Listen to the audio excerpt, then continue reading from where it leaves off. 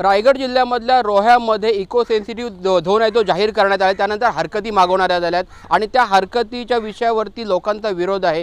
प्रमुख राजकीय पक्ष रायगड जिल्ह्यामधला राष्ट्रवादी काँग्रेस, शरद पवार गट यांनी देखील विरोध केला आणि त्यांनी आज निवेदन सादर केलं आहे। ग्रामस्थांनी देखील निवेदन सादर केलेलं आहे। तर नक्की जाणून घेऊया सर, आपण निवेदन सादर केलं आहे, नक्की या विषयावर आपली मागणी काय असणार, काय विषय?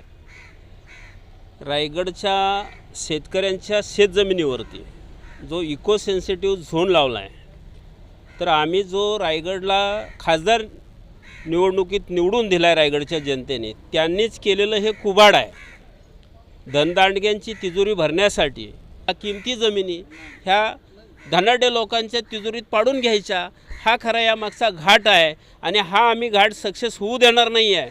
ह्या दृष्टिकोनातून आम्ही आज प्रांत कार्यालय, उपवनरक्षक, रोहा विभाग यांच्याकडनं या ठिकाणी आम्ही मंत्र्यांना, मुख्यमंत्र्यांना, वनमंत्र्यांना निवेदन सादर केलेलं आहे की हा असणारा डाव आम्ही कदापि सहन करणार नाही। आम्ही शेतकऱ्यांच्या बाजूने आहोत। राष्ट्रवादी काँग्रेस, शरद पवार गटाने विरोध केला आहे, त्यानंतर ग्रामस्थ आहे, तर कोणत्या गावातून आपण आणि काय आपला विरोध असणार आहे? पिंगळसई गावातून आलेला आहे आणि धामणसाई पंचक्रोशीतून आलेला आहे आणि आमच्या खराटीला इको झोन जो लावलेला आहे ते आम्ही शेतकरी आहोत।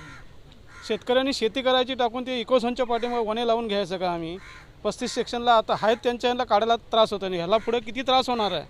आणि आमच्या जमिनी आम्ही देणार नाहीत। आम्ही आमच्या मुलाबाळांना घेऊन रस्त्यावर उतरू आणि सरकारला मोठा विरोध करू। नाही, अजूनही ग्रामस्थ आहे ज्यांनी आपल्या ह्या ठिकाणी विरोध केलेला आहे। सर, तुमची बाजू काय असणार आहे? का आपण विरोध करतोय? तुमची बाजू काय यामध्ये?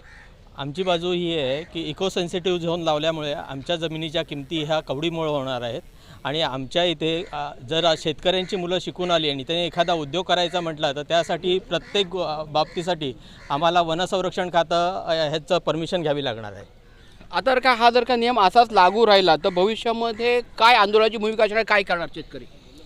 आम्ही तर शेतकरी असा ठराव केलेला आहे का 10 गावांबरोबर जोडलेली आमची आणखीन 119 गाव, म्हणजे खामपट्ट्यामध्ये असेल, मेढा विभाग असेल, भास्ते विभाग असेल, वरती तांबडी घोसाळा या विभागामधून सर्व अगदी मुलं, महिला यांच्यासहित रस्त्यावर उतरून मोठं आंदोलन छेडवावी। रायगड जिल्ह्यामध्ये इको सेन्सिटिव्ह झोन रोह्यामध्ये दाखल केलेला आहे, लागू केलेला आहे, त्याला एकंदरीत आपण विचार केला तर ग्रामस्थ आणि राजकीय पक्षांकडून विरोध होताना दिसत आहे। सचिन कदम, साम टीव्ही, रायगड। आता isakal.com आहे देशातील नंबर 1 ची मराठी न्यूज वेबसाईट। प्रत्येक अपडेटसाठी isakal.com ला नक्की भेट द्या।